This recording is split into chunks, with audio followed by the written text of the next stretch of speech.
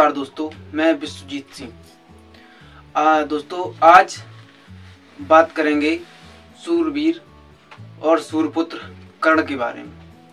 आज के इस आर्टिकल में हम आपको महाभारत की एक मुख्य पात्र कर्ण का बताएंगे, आपको देंगे, और इसके बाद सूरपुत्र के जन्म के बारे में बताएंगे और शिक्षा के बारे में बताएंगे। और इसके बाद हमारी अगली वीडियो जो कल आएगी उसमें और भी कई परिचय मिलेंगे कर्ण के बारे में आपको। दोस्तों कर्ण के बाद वीडियो बाय वीडियो में मैं पूरी जानकारी दूंगा। पहले कर्ण की वास्तविक माँ कुंती थी और कर्ण और उनके 6 भाइयों में धर्म पिता महाराज पांडु थे। कर्ण के वास्तविक पिता भगवान सूर्य थे। कर्ण का जन्म पांडु और कुंती के विवाह के पहले हुआ था।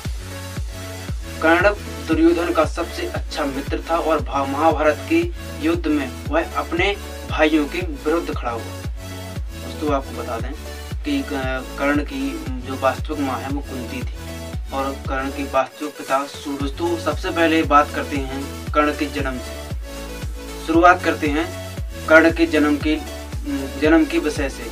कर्ण के जन्म के विषय में कहा जाता है यह कुंती के कुंवारी अवस्था में पैदा हुए थे। कुंती की सेवा से प्रसन्न दुर्वासा ऋषि ने उन्हें एक मंत्र दिया था जिससे वे किसी का आह्वान करके पुत्र रत्न की प्राप्ति कर सकती थीं। उत्सुकता वंश और मंत्र की सत्यता जांच करने के लिए कुंती ने सूर्यदेव का आह्वान किया और जिनके फलस्वरूप कर्ण कुंती के गर्भ में आ गए। दोस्तों कुंती हैं, उन्होंने उस मंत्र का उसकी सत्यता जांचने के लिए उस मंत्र का वो आह्वान किया और तो सूर्य ने उनको उनकी कोख में एक बच्चा दे दिया। दोस्तों ये कुंती जब कुंवारी थी, की शादी नहीं हुई थी कुंती की, उससे पहले की बात है। फिर कुंती की कुंवारी अवस्था में ही कर्ण कुंडल और कवच के साथ पैदा हुआ।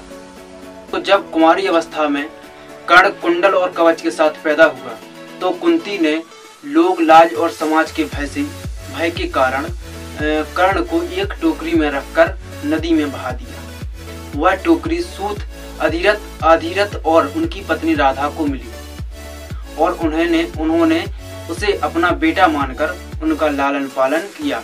इसी वजह से कर्ण को सूत पुत्र तथा राधे कहा जाता है। दोस्तों आपको बता दें कि कर्ण को सूर्यपुत्र व राधे पुत्र क्यों कहा जाता है, क्योंकि जो एक राधा नाम की महिला थी उसको कर्ण का उसने पालन पोषण किया, क्योंकि उसको नदी में टोकरी में रखे कर्ण की टोकरी मिल गई थी तो उसने एक छोटा बच्चा समझकर उसका लालन पोषण किया, पालन पोषण किया और कर्ण को अच्छा खासा किया। इसलिए उसको कर्ण को राधे भी कहा जाता है।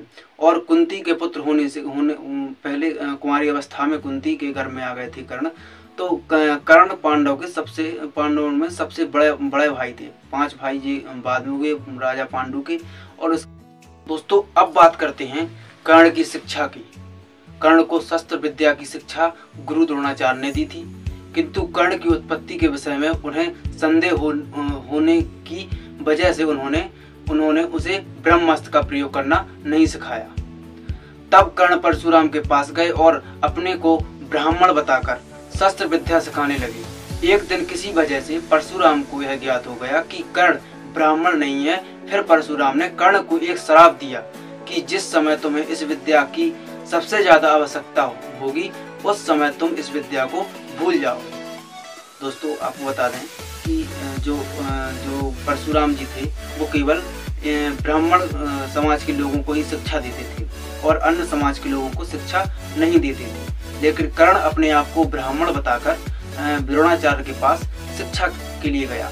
लेकिन कुछ दिनों बाद परशुराम जी को पता चल गया कि कर्ण ब्राह्मण नहीं है, तो उन्होंने कर्ण के लिए एक श्राप दिया था कि जिस समय तुम्हें इस विद्या का उपयोग करोगे उस समय तुम उसको भूल जाओगे। दोस्तों एक कहानी थी कर्ण की जन्म से लेकर शिक्षा तक की। अगली वीडियो में मैं आपको कर्ण की और भी video part by part video बनाऊंगा और आप हमारे वीडियो को देखते रहिए। हमारे चैनल को लाइक शेयर सब्सक्राइब जरूर करें। धन्यवाद।